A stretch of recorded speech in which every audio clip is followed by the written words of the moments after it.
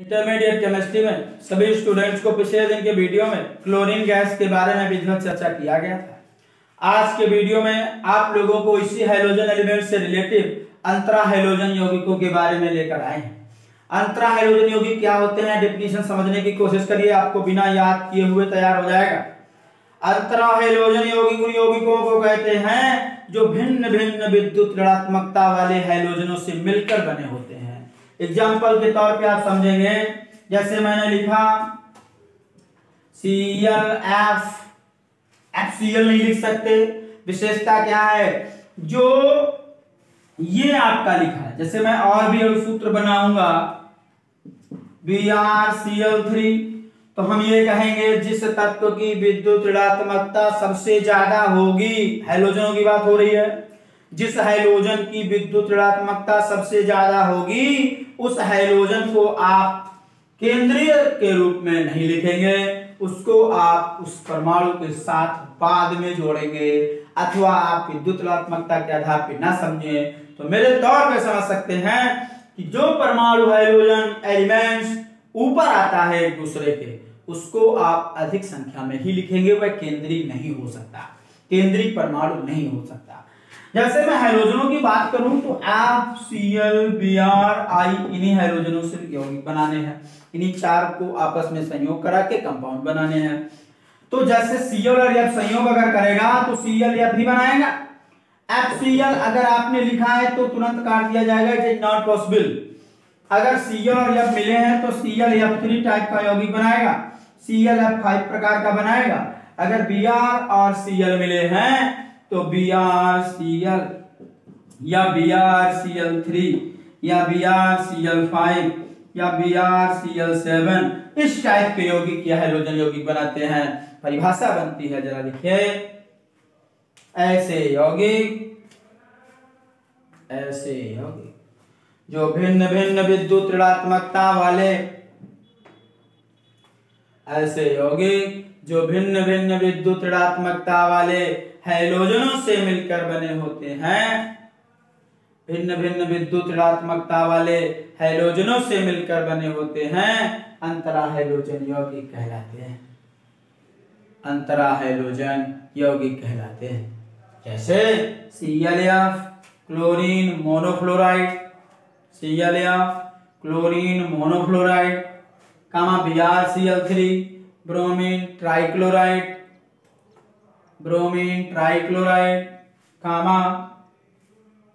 ClF5 chlorine pentafluoride आदि और भी हो सकते हैं। हेडिंग बनाएंगे अंतरा हैलोजन यौगिकों के प्रकार। अंतरा हैलोजन यौगिक निम्न प्रकार के होते हैं। नंबर 1 AB प्रकार का, नंबर 2 AB3 प्रकार का, नंबर 3 AB5 प्रकार का अंतरा हैलोजन, नंबर 4 AB7 प्रकार का अंतरा हैलोजन और भी हो सकते हैं। आपको AB3 AB प्रकार के अंतरा हैलोजन या AB5 प्रकार का बनाना हो, कैसे बनाते हैं जरा देख लीजिए। बिल्कुल इजी तरीका, हेडिंग डालेंगे अंतरा हैलोजन यौगिक बनाने की विधि। अंतरा हैलोजन बनाने की विधि, अब हम पहले AB प्रकार का बनाएंगे, उसी की क्रिया फिर कराएंगे, तो हम आगे बनाते चले जाएंगे, सभी प्रकार के बनते मिलते चले जाएंगे। तो अब हमने क्या किया, जैसे बच्चों अभी मैं बता भी रहा था कि मैंने क्लोरीन की क्रिया फ्लोरीन से कराया, तो इक्वल टू बन जाएगा 2ClF AB प्रकार का अंतरा हैलोजन। जब क्लोरीन की क्रिया फ्लोरीन से होती है तो AB प्रकार का अंतरा हैलोजन बनता है, माने क्लोरीन मोनोफ्लोराइड बनता है, और क्लोरीन मोनोफ्लोराइड फिर फ्लोरीन से क्रिया करके AB3 प्रकार का अंतरा हैलोजन ClF3 देता है, AB3 प्रकार का। और AB3 प्रकार का जो बना है ClF3, यह फिर फ्लोरीन से अधिक मात्रा में क्रिया करके AB5 प्रकार का बनाता है ClF5, माने AB5 प्रकार का। क्या लिखेंगे?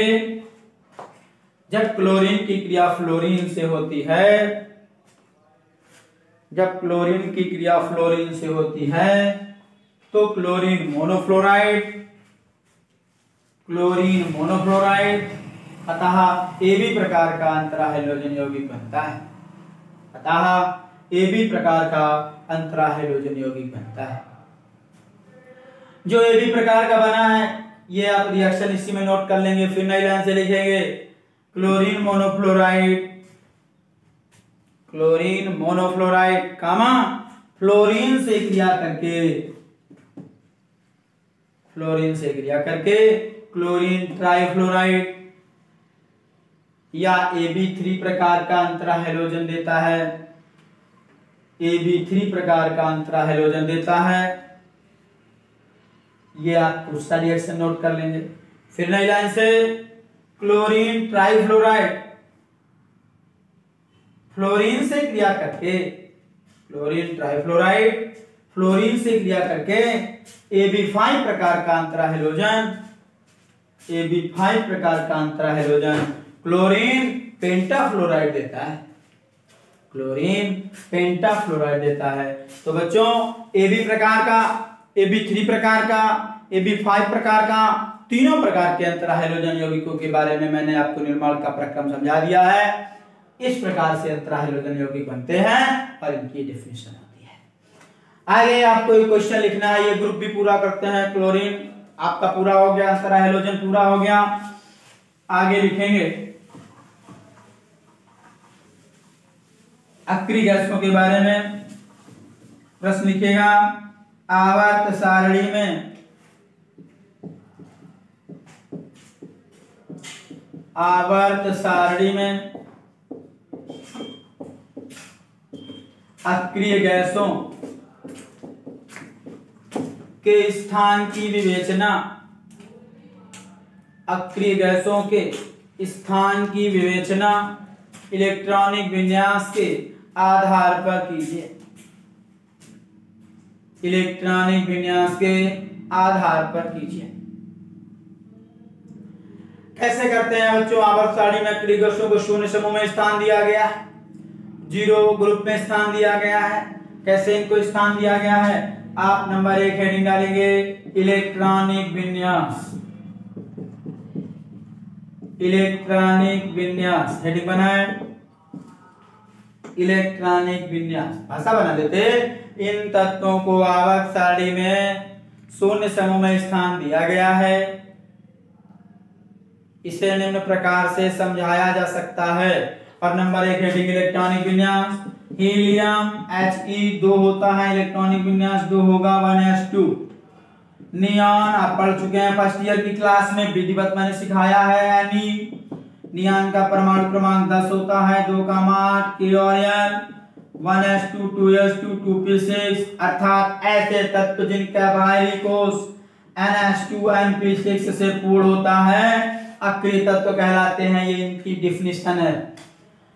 आर्गन Ar आप नाम जानते हैं इसलिए मैं नहीं लिख रहा हूं।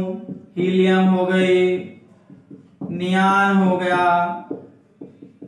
आर्गन हो गई 18 2,8,8 KLM SPDF आप कर लेंगे मुझे उम्मीद है। क्रिप्टॉन, क्रिप्टॉन का जो सिंबल है वो Kr होता है, परमाणु क्रमांक 36 होता है 2 8 18 8। जेनॉन, जेनॉन का सिंबल Xe, परमाणु क्रमांक 54 2 8 18 18 8 और KLMNO ये था KLMN। एक एक अच्छा बढ़ती चली जा रही है। रेडॉन इसका सिंबल Rn, वायुमंडल में ना पाई जाने वाली गैस होती है यही रेडॉन। इसकी खोज डॉर्न नामक वैज्ञानिक ने किया था। इसका उपयोग कैंसर के उपचार में होता है। रेडॉन परमाणु क्रमांक 86 2 8 18 32 18 8 KLMNOP। SPDF कर लीजिए और थोड़ा सा देखिएगा, सभी लोग समझने की कोशिश करें। भाषा आपको लिखनी है, समझाऊंगा मैं। बच्चों इलेक्ट्रॉनिक विन्यास हेडिंग पढ़ी, उसी में ये नोट किया आपने, उसी के नीचे क्या लिखेंगे, इन तत्वों में इलेक्ट्रॉनिक विन्यास का मान हीलियम से रेडॉन तक क्रमबद्ध बढ़ता है। दूसरा नंबर हेडिंग होगी परमाणु की त्रिज्या या आकार। इन तत्वों में परमाणु की त्रिज्या का मान हीलियम से रेडॉन तक क्रमबद्ध बढ़ता है, अतः इनके आकार में वृद्धि होती है। आप देख भी रहे हैं हीलियम की त्रिज्या केवल 1 कक्षा की थी, बढ़ते बढ़ते लास्ट में 6 कक्षाओं तक चले गए। इसके बाद संयोजकता और ऑक्सीकरण संख्या की बात करें तो बच्चों इन तत्वों की संयोजकता और ऑक्सीडेशन नंबर दोनों 0 होते हैं, क्योंकि इनका बाहरी क्वोशन्ट H2NP6 से पूर्ण होता है। इन तत्वों में इलेक्ट्रॉन बंधुता का मान 0 होता है। इन तत्वों में आयन विभव का मान सर्वाधिक होता है। इतने गुणों को लिख लेंगे। इनमें से यौगिक बनाने की क्षमता किसी तत्व में नहीं होती है, केवल ज़ेनान में कुछ यौगिकों के निर्माण की क्षमता होती है। तो ज़ेनान की क्षमता कैसी होती है, जैसे ज़ेनान ने क्या किया, Xe + F2 = XeF2, Xe + 2F2 = XeF4। माने इस प्रकार के यौगिक बनाती चली जाती है ज़ेनान। तो इनमें ये यौगिक बनाने की प्रवृत्ति होती है केवल ज़ेनान में, ये भी शो कर देंगे। इसके बाद आप निष्कर्ष हेडिंग डाल देंगे, उसमें लिख देंगे उपर्युक्त सभी समानताओं के कारण अक्रिय गैसों को शून्य समूह में स्थान दिया गया है। ये क्वेश्चन पूरा हो जाएगा। 2 नंबर का आपका एग्जाम में पूछा जाता है, जिसके आधार पर पूछा जाए आप उसके आधार पर विवेचना कर दीजिएगा। इसके आगे आपको जो भी पढ़ना है हीलियम, नियॉन, आर्गन, कैप्टन, इनके उपयोग क्या है, महत्व क्या है, आपको अगले दिन की वीडियो में समझाएंगे।